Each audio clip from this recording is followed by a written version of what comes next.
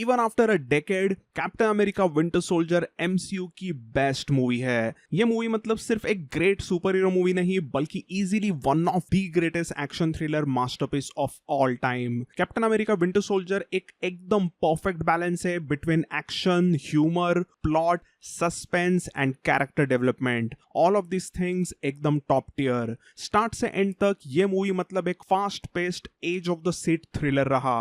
निक Fury पर हुआ attack, Captain America का first showdown with Winter Soldier, Captain America black Widow versus Bucky की street fight, Zola का reveal, Captain America का speech, ये सभी चीजें बस goosebumps after goosebumps. ये पूरा मूवी मतलब एक बेस्ट एमसीयू एक्सपीरियंस रहा था। इट वॉज टोटल केओस, हर जगह से अटैक्स हो रहे थे, सभी लोग डेंजर में थे और ये एक सुपर हीरो मूवी होने के बावजूद इसमें वो टिपिकल सुपर हीरो वाला ज्यादा स्टफ नहीं था, बल्कि हमें इसमें एक स्पाई एक्शन थ्रिलर का फील आता है जो इस मूवी का फील अलग ही लेवल पर लेके गया। तो चलो एक एक करके जानते हैं कि कैप्टन अमेरिका विंटर सोल्जर एक मास्टरपीस मूवी क्यों है। तो मूवी का कोर प्लॉट पॉइंट है फ्रीडम वर्सेस सिक्योरिटी। मूवी के शुरुआत में निक फ्यूरी ने कैप्टन अमेरिका को एक मिशन दिया था जिसमें कुछ हॉस्टेजेस को एक शिप से बचाना था, बट कुछ ही टाइम में कैप्टन अमेरिका को पता चलता है कि निक फ्यूरी ने असल में सीक्रेटली ब्लैक विडो को एक अलग साइड मिशन दे रखा है, बट इसके बारे में कैप्टन अमेरिका को कुछ भी नहीं बताया गया था। तो obviously captain America Steve Rogers को इसका काफी गुस्सा आ गया। एज वी नो कि स्टीव रॉजर्स मतलब एक बहुत ही भला इंसान है। वो दुनिया को हमेशा ब्लैक एंड व्हाइट में ही देखता है, या तो कुछ चीज अच्छी है या फिर कुछ बुरी, उसके लिए कोई भी ग्रे एरिया नहीं। और इसी ग्रे एरिया में तो निक फ्यूरी का स्पाई नेटवर्क आता है। तो जैसे ही स्टीव रॉजर्स को पता चलता है कि निक फ्यूरी और ब्लैक विडो ने उसके साथ झूठ बोला, उससे कुछ बातें छुपाई, तो इंस्टेंटली वो दोनों भी उसके लिए एक तरीके से रॉन्ग बन गए, क्योंकि स्टीव के लिए झूठ मतलब बुरा इंसान। तो इसी के रिलेटेड जब स्टीव रॉजर्स निक फ्यूरी से कन्फ्रंट करता है तो फ्यूरी ने उसे प्रोजेक्ट इनसाइट के बारे में बताया। तो इस प्रोजेक्ट इनसाइट के तहत कुछ मैसिव हेली कैरियर्स को बनाया गया है जो 24/7 पूरे 365 डेज ऑफ द ईयर पूरी दुनिया पर हमेशा नजर रखते रहेंगे। कौन सा इंसान कहां पर क्या कर रहा है उसके रिलेटेड सभी चीजें वो हेली कैरियर्स ट्रैक करेगी। तो निक फ्यूरी को तो पहले लगता है कि इस प्रोजेक्ट इनसाइट के तहत वो ऐसा कुछ सिस्टम क्रिएट करेंगे जिससे बुरे लोग कुछ भी बुरी हरकतें करने के पहले ही उनको रोक देंगे। बट ये चीज कैप्टन अमेरिका स्टीव रॉजर्स को एक तरीके से काफी गलत लगी, क्योंकि उसके मुताबिक ये हेली कैरियर्स अगर आसमान में जाते हैं तो तुम पूरे दुनिया के सभी ह्यूमंस के फ्रीडम को छीन रहे हो। तुम ऐसा कुछ कर रहे हो जिससे डर का माहौल क्रिएट होगा। एंड यहीं पर मूवी का कोर कॉन्फ्लिक्ट आया, freedom versus fear based security. This isn't freedom. This is fear.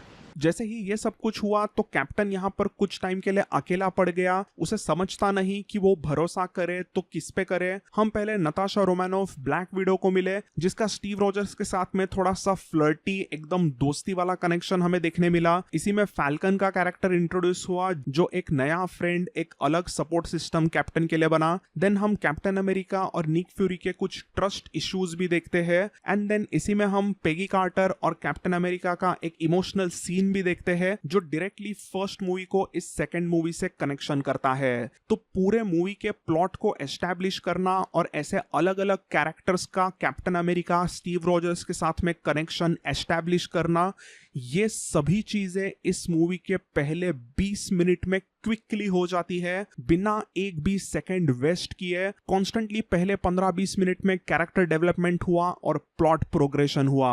और इसी दौरान हम कुछ चीजों को क्वेश्चन करने लगे कि क्या निक फ्यूरी सही है या फिर जो नया कैरेक्टर अलेक्जेंडर पियर्स एस्टैब्लिश किया गया है वो सही है। क्या हम नताशा रोमानोफ पे भरोसा कर सकते हैं।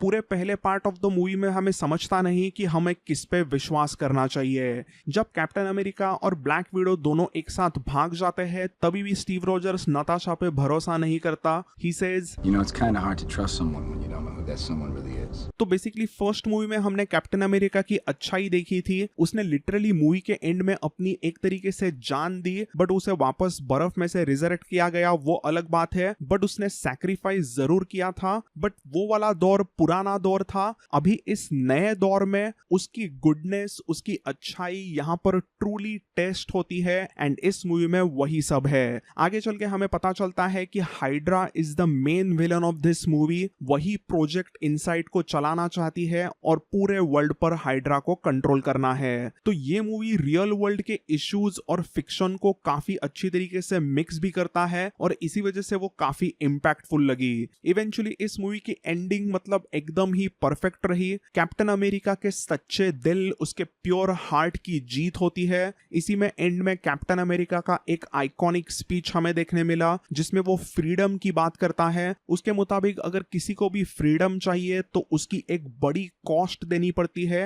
And captain is willing to give that cost. और ये पावरफुल स्पीच काफी लोगों को इंस्पायर करता है and that was easily one of the most powerful moments from entire MCU। The price of freedom is high, and it's a price I'm willing to pay. And if I'm the only one, then so be it. तो इसी scene के वजह से जब आगे चल के Captain America पूरे एवेंजर्स का लीडर बना, वो हमने देखा, वो हम एक्सेप्ट कर पाए because he showed that leadership quality in this movies ending. Captain's orders. Captain's orders. Then हम इस मूवी के एक्शन की बात करते हैं तो इजीली इस मूवी में जो भी फाइट कोरियोग्राफी दिखाई है वो MCU की वन ऑफ द बेस्ट रही and we got to see an iconic villain in the Winter Soldier. तो विंटर सोल्जर यानी कि बकी बार्न्स जो इस मूवी में एक विलन के तौर पे आया बट बाद में वो एक एंटी हीरो और एक हीरो में तब्दील हुआ MCU में। तो ये जो भी उसका आर्क रहा वो easily one of the best arc of MCU रहा है। मूवी के शुरुआत में actually Steve Rogers Captain America एक एक्चुअली UFC लेजेंड GSP के खिलाफ भी लड़ा, तो that was also a fun fight. Then elevator fight sequence is already iconic and last but not the least Captain America versus Bucky Barnes का hand to hand combat easily MCU की best fight sequence रही इन my opinion. And ये पूरी fight choreography ऐसे थी कि एकदम इस पूरे फाइट का एहसास नेचुरल लगे। MCU में हमने सुपर हीरोज की कई सारी CGI फाइट देखी बट इस मूवी में हमें प्रैक्टिकल स्टंट वर्क और CGI का परफेक्ट बैलेंस देखने मिला। एक दो एक्शन सीक्वेंसेस तो थोड़े से सुपर हीरो मूवीज में होते हैं वैसे वाले भी रहे बट वो भी देखने में काफी मजेदार रहे थे। तो basically captain America Winter soldier मतलब परफेक्ट स्क्रिप्ट, एकदम जबरदस्त कैरेक्टर डेवलपमेंट, मूवी की पेसिंग तो नेक्स्ट लेवल थी, माइंड ब्लोइंग एक्शन रही, काफी thought provoking dialogues and plot point रहा, हमें एक इंस्पायरिंग सुपर हीरो देखने मिला और एक intense villain the Winter Soldier और हाइड्रा हमें देखने मिला जो कि in my opinion easily top 5 MCU के विलन्स में से रहा। Then of course there were some great supporting characters, Natasha, Sam Wilson, Nick Fury and even villains के साइड में भी मेमोरेबल साइड कैरेक्टर्स कुछ रहे थे। तो ऐसी कई सारी जबरदस्त चीजें इस मूवी में देखने मिली एंड इन सभी चीजों को बहुत ही जबरदस्त लगने का और एक रीजन रहा इस मूवी का बैड एस बैकग्राउंड म्यूजिक।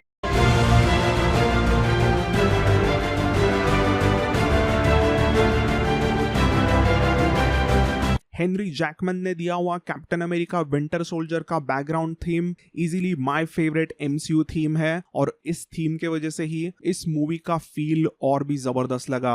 तो दोस्तों कैप्टन अमेरिका विंटर सोल्जर को क्रिस्टोफर मार्कस एंड स्टीफन मैकफिली ने बहुत ही अच्छी तरीके से स्क्रिप्ट राइट हुआ और उनका काम रूसो ब्रदर्स के साथ इतना अच्छी तरीके से इस मूवी में एस्टैब्लिश हुआ कि केविन फाइगी ने उन चारों को एवेंजर्स के आने वाले मूवीज मतलब इन्फिनिटी वॉर और एंड गेम के लिए सीधा साइन कर लिया था एंड वी गॉट टू सी कि उनका इन्फिनिटी सागा कितना अच्छी तरीके से अनफोल्ड हुआ। तो दोस्तों Captain America Winter Soldier is easily 9.99 out of 10 for me. मैंने इस मूवी के रेटिंग से 0.1 हटाया only because of this scene. Last time I trusted someone, I lost an eye. तो निक फ्यूरी के आंख जाने को यहाँ पर एकदम ही हाइप किया था, किसी ने उसका ट्रस्ट ब्रेक किया इसलिए निक फ्यूरी उसकी आंख गवा बैठा है ऐसा कुछ यहाँ पर दिखाया बट इवेंचुअली उसकी आंख जाती है बहुत ही स्टूपिड से फनी अंदाज वाले एक सीन में which just didn't make sense to me. तो मुझे वो चीज फनी तो लगी थी but it was quite underwhelming. तो एनीवेज दोस्तों that's all in this video.